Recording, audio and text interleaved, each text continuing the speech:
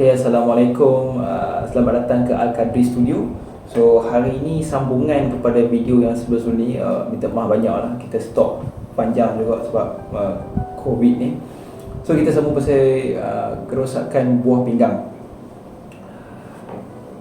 Saya sebenarnya harapkan tak ada siapa pun sampai ke tahap ni lah, sampai ke tahap perlu cuci buah pinggang. Tapi nak ke tak nak, kalau tengok statistik tu memang tiap-tiap tu memang bilangan orang yang sakit buah pinggang ni memang bertambah. Dan memang kalau tuan-tuan perempuan tengok pergi mana jalan, pusat dialisis ni memang bertambah-tambah lah. So kalau siapa ada duit lebih nak buat investment, invest dalam nak buka pusat hemodialisis. Mahal lah, 1 juta lebih, kompleks sikit. Tapi kalau nak boleh panggil saya nak join sekali juga. Okay, so bila sampai ke satu tahap yang mana buah pinggang ni dah tak boleh nak fungsi, dia tak boleh nak buat kerja dia, kita kena start, dipanggil kalau dalam bahasa medical tu renal replacement therapy. Maksudnya dia kena buat ganti fungsi buah pinggang tu. Okay, maksudnya kita punya yang manusia, orang pesakit punya buah pinggang dah tak boleh nak pakai. So kita kena gantilah, kena tukarlah dengan cara yang boleh tu. Okey. Dekat Malaysia ni, saya cakap ni dekat Malaysia lah, bukan dekat UK ke Ukraine ke. Okey. Dekat Malaysia ni yang dua yang paling utama cara cuci buah pinggang ni adalah cuci darah ataupun hemodialisis, ataupun cuci dengan air, cuci air. Untuk yang KL tak faham air ni, air, ataupun kalau bahasa medical term ni dia dipanggil peritoneal dialysis. So ada dua cara ni. Cuci buah pinggang ni tuan-tuan dan puan-puan seumur hidup lah. Maksudnya kalau doktor kata kena cuci buah pinggang seumur hidup ni, seumur hidup. Ada juga bila sesiapa yang pesakit yang masuk hospital yang mana fungsi buah pinggang dia jadi teruk disebabkan oleh jangkitan kuman ke tekanan darah rendah ke apa-apalah, yang doktor kata perlu cuci buah pinggang sementara. Okay, itu lain, yang tu topik lain. Dia tak sama apa yang kita nak sembangkan ni lah. Yang kita sembangkan ni maksud dia adalah cuci buah pinggang memang seumur hidup, kena buat sampai bila-bila. So kita mula satu, untuk siri video ni saya cerita sikit pasal hemodialisis atau cuci darah dulu.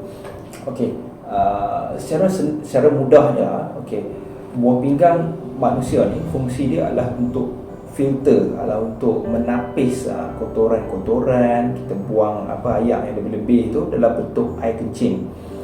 So yang mana bila semakin rosaknya fungsi buah pinggang ni, semakin kurang kita kencing lah.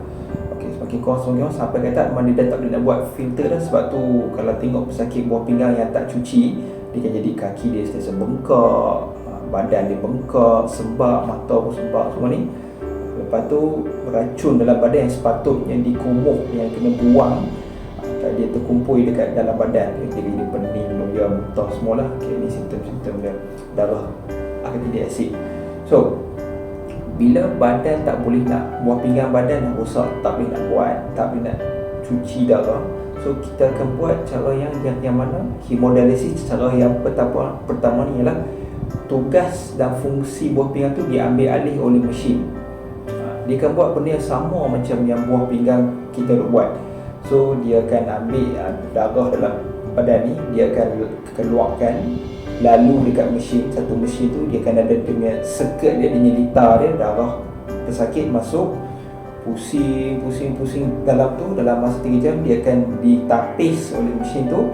Lepas dah ditapis, dah bersih, dia akan dialihkan masuk balik.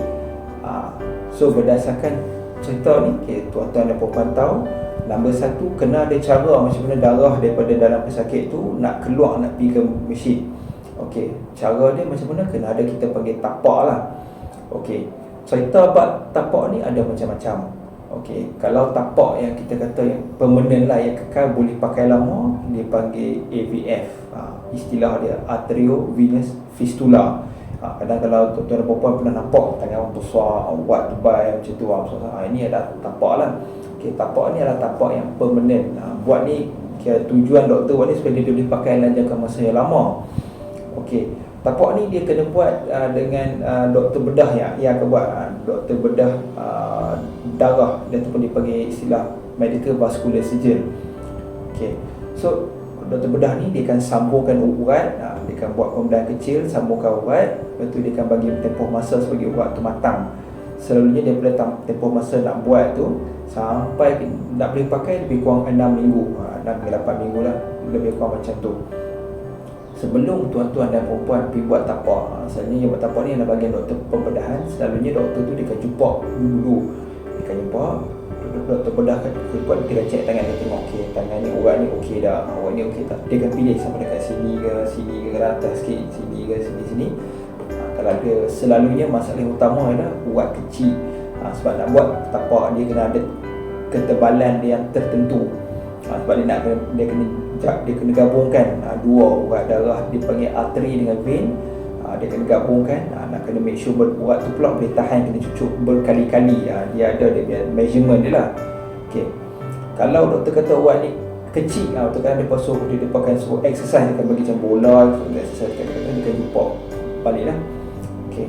Yang tu adalah tapak yang kita panggil tapak kekal.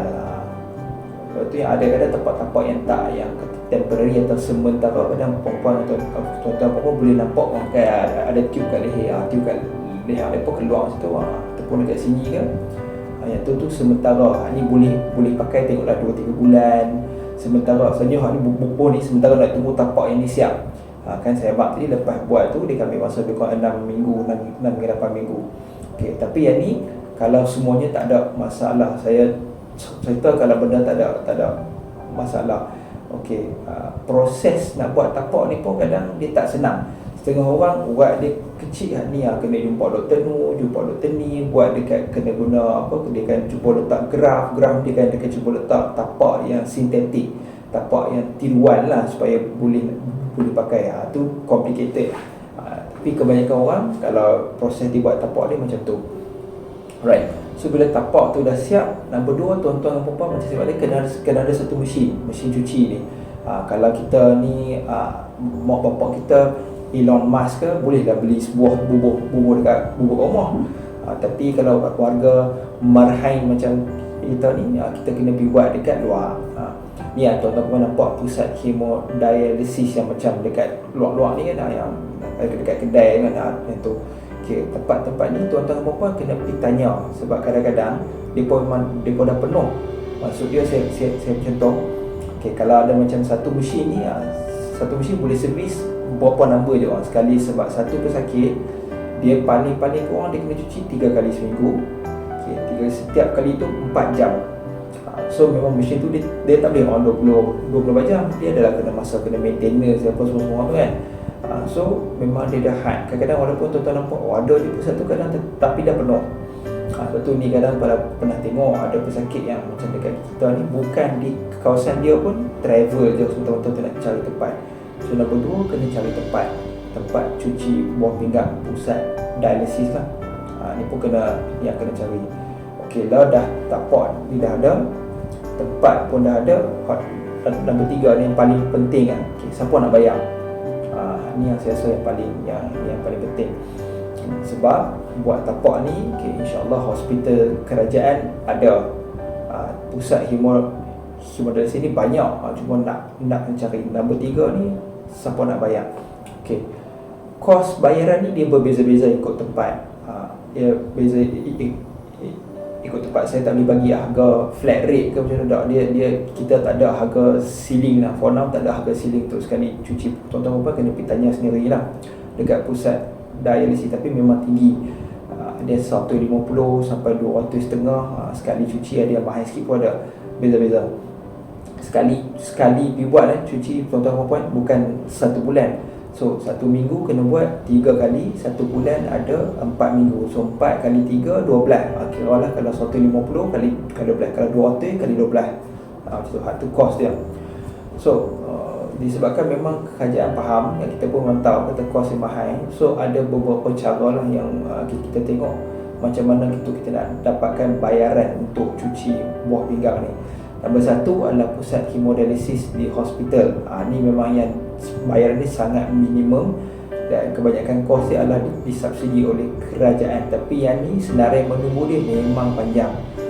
Kadang memang tak sempat sampai turn kita, dah meninggal dulu sebelum tunggu turn nak masuk ni.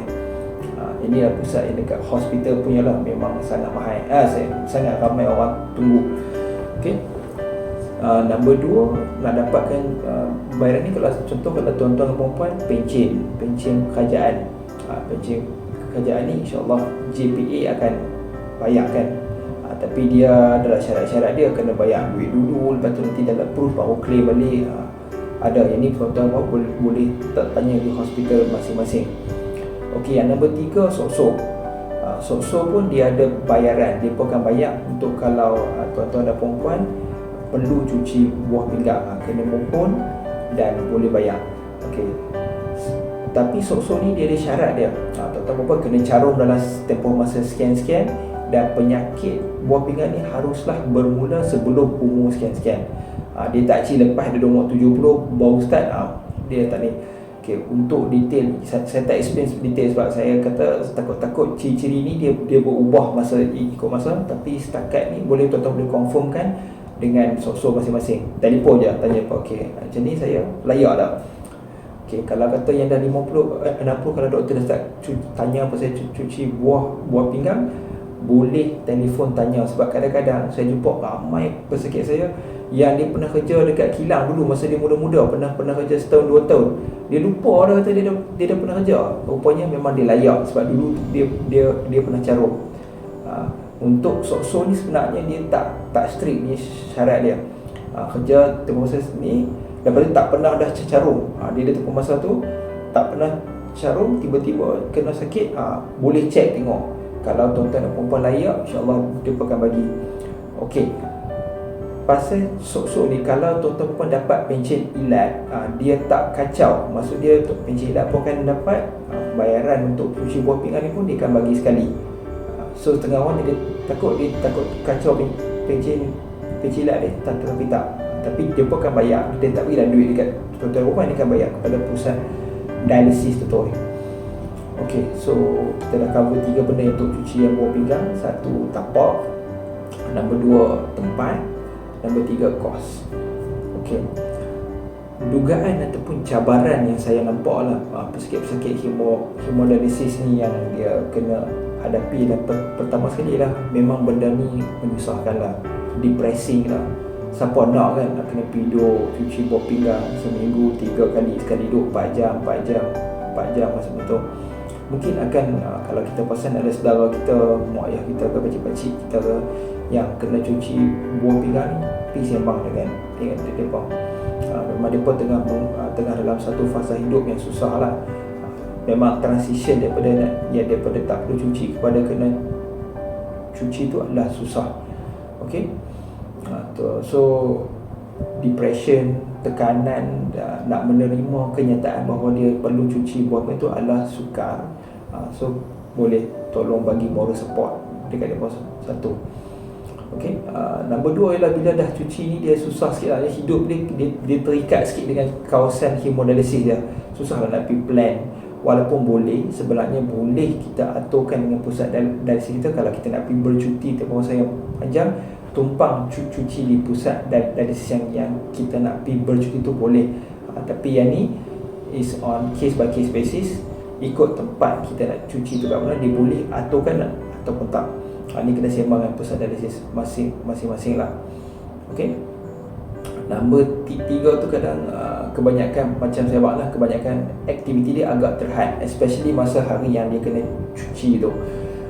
Walaupun dia kata 4 jam je, tapi dia daripada rumah nak kena pergi pusat dialisis tu cuci, lepas tu nak balik rumah letih, lepas cuci. Basically satu hari tu kan burn lah untuk hari yang cuci tu. 3 seminggu, 3 hari tu kan burn. Because tu. And of course yang tadi is the financial burden lah.